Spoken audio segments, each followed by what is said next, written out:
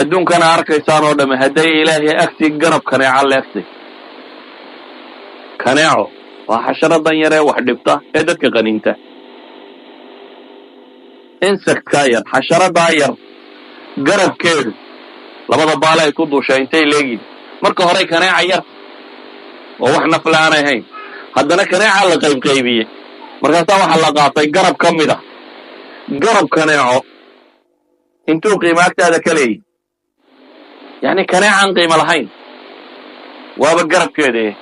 saa daraaddeed buu nebigu wuxuu leeyahy salawaatu ullahi wasalaamu calayh, kaneeca garabkeed hadday la qiimo tahay adduunku gebigiiba alle agtiisa, maa saqaa kaafiran minha shurbata ma, gaal biyo kama dhadhan siiyeen buu nebigu yidhi salawaatu ullahi wasalaamu calayh. idan mar hadday kaneeca garabkeed ka liidato waanay qiima alle agtiisa ku lahayn subxaanahu wa tacaala, uma aba yeelin gaalkii cabba iyo ciddii heshay iyo waxa kan, waayo qiima agtiisa kagama fadhido. adduunku aakhiro marka la dhinac dhiga buu nebigu yidhi salawaatu ullahi wasalaamu calayh, wuxuu la mid yahay nin farta biyo geliyey. badda haddaad farta geliso maxaa kaa soo raacaya? yacni badda biyaha haddaad farta geliso inta in lag baa ku soo raacaysa.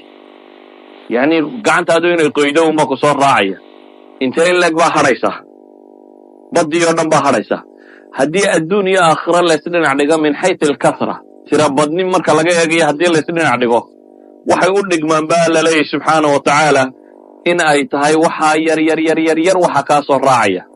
aakhiro nimcadeeduna inay tahay tu tiro badan.